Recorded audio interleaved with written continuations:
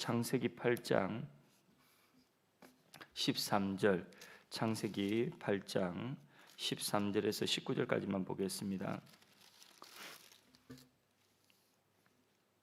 13절,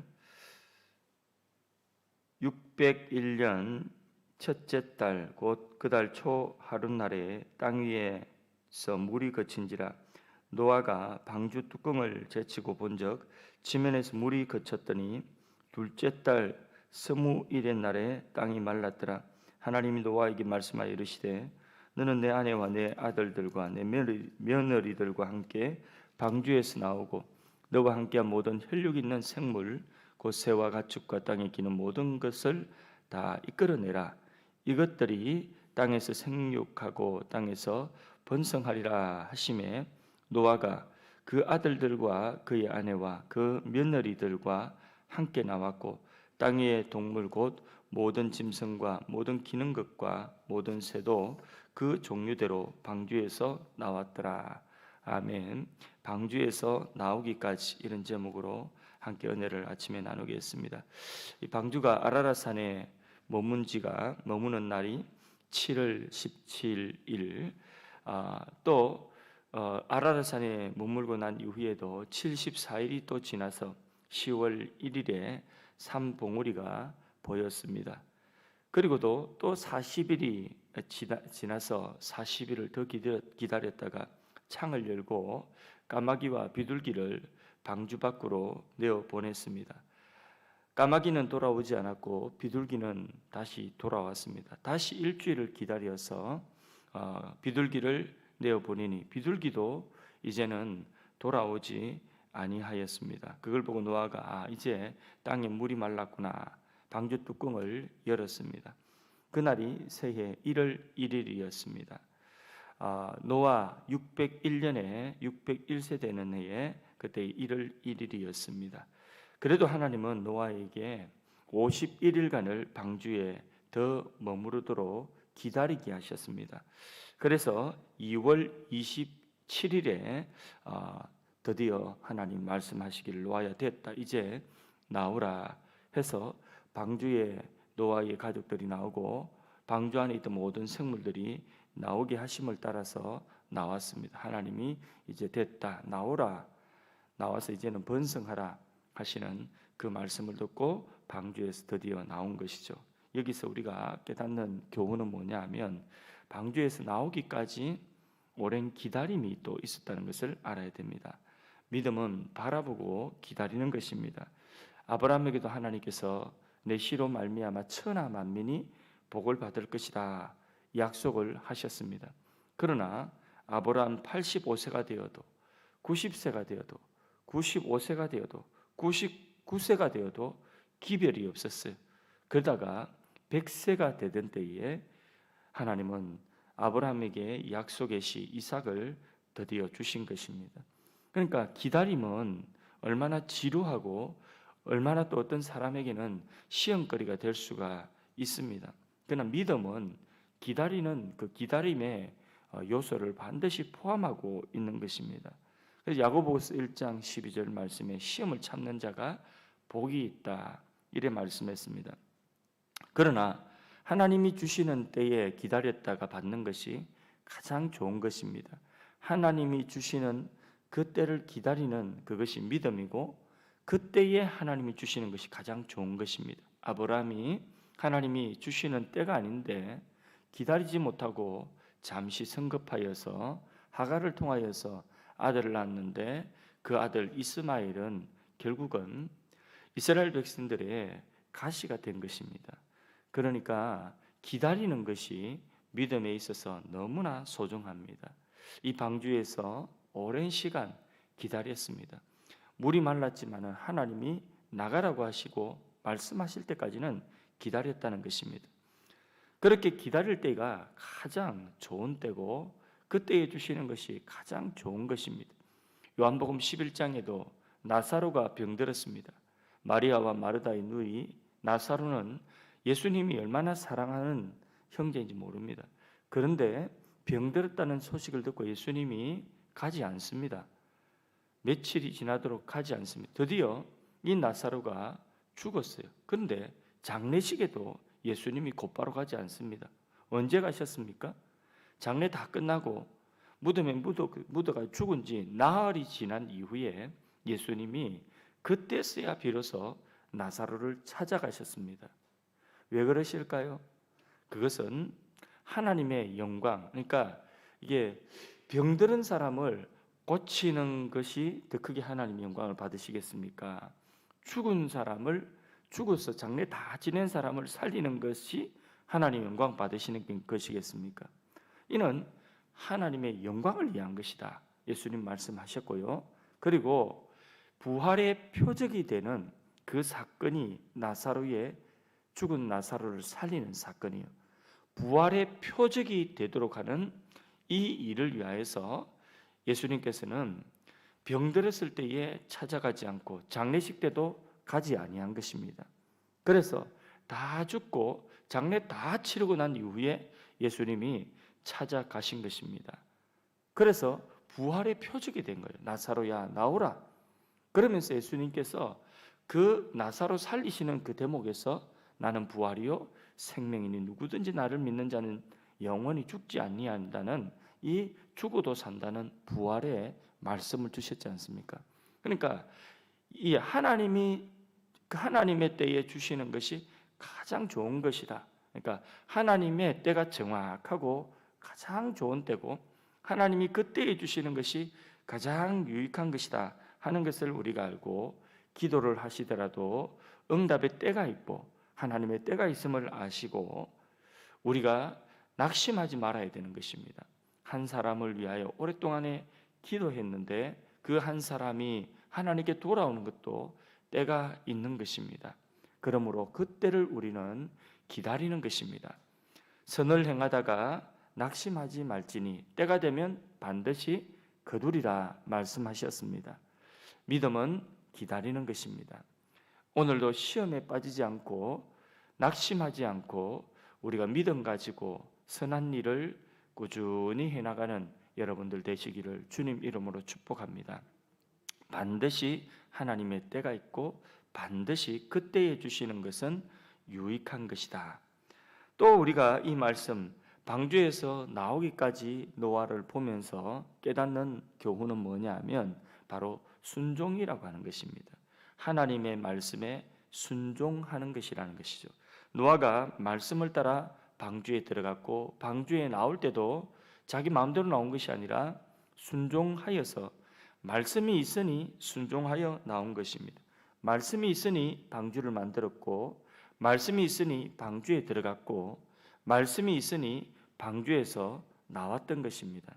그러니까 하나님의 말씀으로 시작하여서 하나님의 말씀으로 그 방주에 나오기까지 노아는 말씀으로 시작하여서 말씀으로 마무리했다는 것입니다. 믿음으로 시작한 것은 믿음으로 끝나야 됩니다. 성령으로 시작해서 육체로 마치면 안 되는 것입니다. 햇살이 밝게 비치고 땅이 말랐으니 그것을 보고 방주에서 얼마나 뛰쳐나가고 싶겠습니까? 그런데 하나님의 말씀이 없으니 방주에 수십 일을 또 머물러 있는 것입니다. 이게 노아예요. 드디어 됐다 노아야 나아가라 이렇게 말씀하시니까 방주 뚜껑을 열어제키고 그리고 문을 열고 나온 것입니다. 신앙인은 말씀 따라 움직입니다. 감정 따라 움직이는 것 아닙니다. 자기 주관, 자기 계획, 자기의 스케줄, 자기의 어떤 기분 따라 움직이는 것이 아닌 것입니다. 내 경험과 판단을 따라 살아가는 것이 아니라 우리 신앙인들은 바로 말씀을 따라서 움직여야 되는 것입니다. 말씀이 없으면 기다려야 돼요. 어떤 중요한 일을 할 때에 말씀이 없으면 기다려야 돼요. 그러나 말씀이 있으면 현실이 아무리 어려워 보이도 말씀이 있으면 뛰어드는 거예요. 돌파하는 것입니다. 그러면 그 말씀이 우리를 이끌어 가시고 그 말씀이 역사하시는 것입니다. 아멘이십니까? 우리의 신앙은 내 느낌, 내 기분, 나의 감정, 내 경륜, 내 판단으로 우리가 신앙생활 하는 것이 아님을 분명히 알고 하나님의 말씀을 우리는 받아야 됩니다. 푸시킨이라고 하는 러시아 문학의 아버지는 많은 사람들에게 소망을 주는 그런 문학을 했습니다. 우리가 잘 아는 문구 경구가 삶이 그대를 속일지라도 슬퍼하거나 노여하지 말라는 말이 바로 이 푸시킨이 한 말입니다. 근데 그의 부인이 자신의 감정을 다스리지 못하고 젊은 장교를 사랑했습니다. 그래서 그 장교와 사랑에 빠진 거죠. 이 푸시킨이 자기 아내가 그러니까 얼마나 화가 나겠습니까? 감정 따라서 그 장교와 결투를 신청한 거죠. 근데 총을 가지고 결투를 신청하면 누가 이기겠습니까? 펜을 다루는 사람이 이기겠습니까? 총을 다루는 군인이 이기겠습니까? 젊은 군인이 이기는 게 당연한 거죠. 그런데 그 총에 맞아서 결국은 결투에서 이 푸시킨이 죽고 말았습니다. 이게 뭐냐? 감정 따라 선택한 결과인 것입니다. 오늘도 가정이 파괴되고 또 관계가 파괴되는 것은 감정 따라 말하고 감정 따라 행동하기 때문입니다. 그런 감정은 부패한 감정이에요.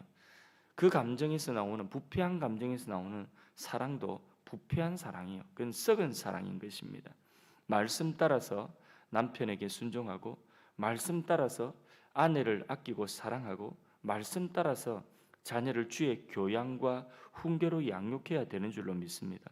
말씀 따라서 우리가 사람과의 관계하고 교회 충성하고 직장 생활을 하면 말씀대로 하나님은 높여주시고 그 삶 속에서 그 영역 속에서 하나님은 그를 존귀케 해주시는 줄로 믿습니다. 만일 노아가 하나님께서 말씀하시기 전에 물 말랐다, 더 이상 비가 안 온다 하고 방주 뚜껑 열고 나갔다면 거기에 물 웅덩이가 여전히 있고 아라랏산은 험한 산이고 높은 산인데 질퍽질퍽 비탈길에 쓰러질 수도 있고 미끄러져 벼랑에 떨어질 수도 있는 것이고 그 수많은 동물들이 그 방주에서 나왔을 때에 아직까지 풀이 땅에 나지 않는데 먹을 것이 없어서 그 종족들이 보존되지 못했을 수도 있는 것입니다. 그러니까 하나님께서 57일을 더 기다리게 하신 거예요. 땅이 다 말랐음에도 불구하고 57일을 더 기다려서 방주에서 됐다 나오라고 말씀하신 것입니다. 우리의 생각보다 하나님 생각이 언제나 크고 높습니다. 이사야 55장 8절 9절에 제가 좋아하는 말씀인데 여호와의 말씀이 내 생각은 너희 생각보다 높고 내 길은 너희 길과 달라서 하늘 땅보다 높음 같이 내 길은 너희 길보다 높으며 내 생각은 너희 생각보다 높으니라. 하나님의 생각이 인간의 가장 지혜로운 생각보다도 높습니다. 깊습니다. 믿으십니까?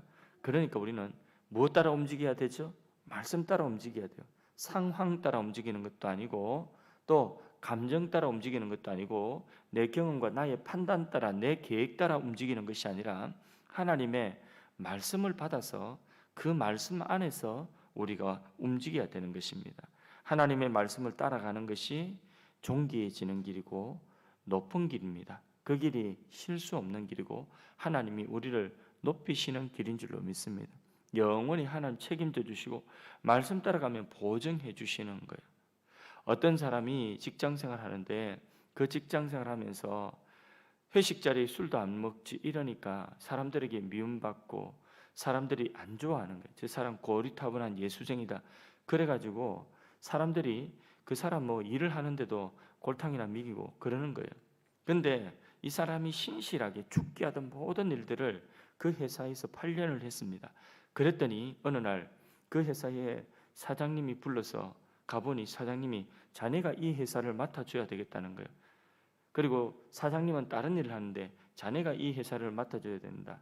이 회사를 인수하라는 거예요. 돈이 없는데 어떻게 인수한? 내가 자네를 지켜봤는데 지금까지 내가 자네를 지켜보니 자네만큼 신실한 사람이 없다는 거예요. 돈이 없는데 이 회사를 어떻게 인수하느냐 하니까 돈은 걱정하지 말고 돈은 그 문제가 아니라 사람이 내가 이런 사람을 이 회사를 맡길 사람을 발견하지 못했다는 거예요. 그래서 졸지에 돈도 없이 회사를 인수해 사장되는 사람도 있습니다. 저는 그런 사람 직접 만났습니다.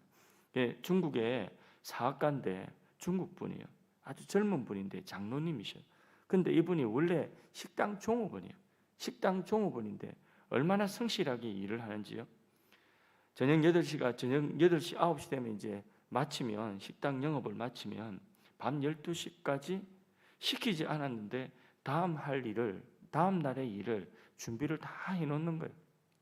그런 생활을 몇 년 동안에 하니까 사장이 눈여겨본 것입니다. 이 청년이, 시골 청년이 일을 하는 것이 굉장히 신실하게 하는데, 신실하게 하는 이유가 뭐냐면 이 사람이 믿음의 사람이에요. 믿음의 사람이니까 죽게 하듯 그 일을 신실히 하니 이 사장이 다 보는 거예요. 안 보는 것 같아도 다 봅니다.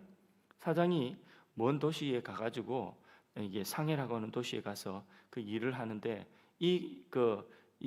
그 가게가 장사가 안 되는 거예요. 장사가.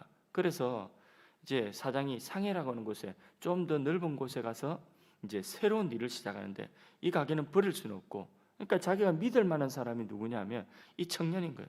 그래서 네가 맡아서 경영해라고 하고 이게 떠나가지고 1년 만에 와 보니까, 사장이 떠나고 난 이후부터 일주일 지나고 나니까 그 식당이 얼마나 잘 되는지요. 막 손님이 밀려오는 거예요. 막 돈을 막 깔꼬리로 끊는 거예요. 그렇게 손님이 밀려오는데 1년 있다가 사장이 돌아오니까 뭐 식당이 얼마나 잘 되는지, 그 큰 식당이 막 너무나 잘 되는데 이 사람이 장부를 꼼꼼하게 작성해 가지고 하나도 돈 떼먹지 않고 그걸 그대로 돌려주는 거예요. 그러니까 계약했던 월급보다 10배 이상의 그 연봉을 도로 돌려가지고 사장이 돌려주는 거예요. 10배 이상의, 원래 월급보다도 10배 이상의 연봉으로 그렇게 주는 거예요. 이거 네가 수고했으니까 이건 네 몫이다 하고 주는 거예요. 그리고 이제 사장이 또 거기에서 이제 장사가 잘 되니까, 거기 또 상주해 가지고 있으니까, 아니 장사가 또 안 돼요. 사장이 있으니까 장사가 안 돼요. 그러니까 네가 맡아서 해야 되나 보다 하고는 그 기업을 갖다가 네가 인수하라는 거예요. 돈이 없는데 어떻게 인수합니까? 그냥 니를 보니까 내가 밀어주고 싶다는 거예요. 그러니까 돈은 네가 천천히 갖고 얼마에 인수하되 돈은 나중에 차차 갚는 것으로 하고 인수하라는 거예요. 졸지 사장이 됐어요. 그런데 그 사업이 얼마나 잘 되는지 그 식당을 계속해서 확장하는데 나중에는 몇 개의 기업이 되었어요.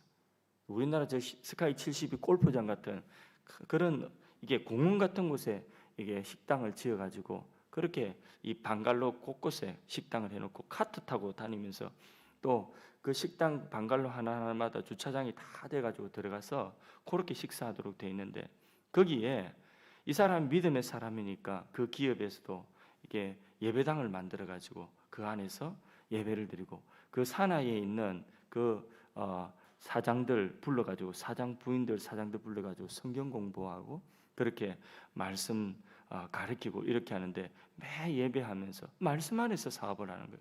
근데 중국에서 주일날, 그 공산주의 국가에서 주일날 식당을 안 해요. 주일은 쉽니다. 이렇게 붙이는 거예요. 우리는 하나님을 믿기 때문에 주일은 쉰다는 그런 문구를 붙여놨어요. 이게 쉬운 일이 아니에요. 그러니까 나이가 젊은데도 아주 굉장히 믿음이 좋은 분인데, 거기에 한번 초대받아가서 이게 굴판와서 사장 부속 이제 그러니까 부속 산하 기업의 사장님들 또 뭐 부인들 성경 공부하는 그곳에 일주일 동안 그렇게 강의를 한 적이 있습니다. 근데 그 믿음이 좋으니까 하나님이 그 시골 청년을 갖다가 말씀대로 살아가고 죽게 하듯 하는 그런 이게 청년을 갖다가 하나님이 존귀하게 하시니까, 그러니까 그 지역에서 가장 부호가 되어버린 거예요. 엄청난 그런 물질의 축복도 받고 하나님 높여주시는 그런 장로로서 칭호를 받게 되는 것입니다. 하나님께서는 때가 되면 반드시 세워주십니다. 선한 일을 하다가 말씀대로 살다가 낙심하지 말기를 바랍니다. 하나님께서는 신명기 15장 4절 5절 말씀에, 내가 만일 내 하나님 여호와의 말씀만 듣고 내가 오늘날 내게 명하는 그 명령을 다 지켜 행하면 내 하나님 여호와께서 내게 유업으로 주시는 땅에서 내가 정녕 뭘 받으리니? 복을 받으리니 너희 중에 가난한 자가 없으리라. 아멘이십니까? 하나님의 말씀은 어려운 것도 아니고 먼 것도 아닙니다. 그대로 순종하면 되는 것입니다. 예수님께서 베드로에게 말씀하시기를, 베드로야 깊은 데 가서 그물을 내려라. 주여 밤이 맞도록 수고하였는데 주의 말씀이 오니 내가 그물 내리이다 하고 다 챙겼던 그물을 다시 풀어가지고 지금까지 한 마리도 잡히지 않는 그 이 고기를 갖다가 이제 그 시간은 잡히는 시간도 아니에요. 그런데 주님의 말씀에 의지해서 그물 내렸더니 그물이 찢어질 듯 그렇게 많은 고기가 잡히는 것을 체험하고 주여 나는 죄인이로소이다 내게서 떠나가소서 네가 이제부터 사람 낚는 어부 되리라 하고 베드로를 부르시고 그리고 그 베드로를 교회의 머리로 교회의 사도로 그렇게 세워주신 줄로 믿습니다. 대저 하나님의 말씀은 능치 못한 일이 없습니다. 말씀에 의지하여 사는 일에는 물고기도 몰려오는 것입니다. 자, 우리가 오늘 이 말씀 속에서 노아가 방주에서 나오기까지 마지막으로 그 방주에서 나오는 노아의 가족들과 그 모든 생물들이 하나님의 말씀대로 그렇게 방주에서 나올 때 아주 질서 있게 그렇게 나왔습니다. 서로 나가려고 막 뛰어다니는 게 옛날에 버스가 오면 버스 줄을 떡 서가지고 있다가도 이게 버스 아주 옛날에 버스가 딱 오면 문이 딱 열리면 사람들이 우르르 가가지고 서로 타려고 또 서로 내리려고 막 뒤섞여 가지고 서울의 전철역에 보면 막 그런 경우도 있고 그렇죠. 나오는 사람 들어가는 사람 뒤섞여 가지고 막 소리 지르고 이런 모습 보지 않습니까? 만일에 방주에서 그렇게 나왔다고 한다면 그 동물들 큰 짐승들 작은 짐승은 뭐 깔려 죽기도 하고 그럴 것 아니겠습니까? 그런데 아주 뭐 그런 것이 없이 말씀대로 들어갔다가 말씀대로 나오는데 너무나 질서 있는 것. 이게 말씀 안에서의 질서인 것입니다.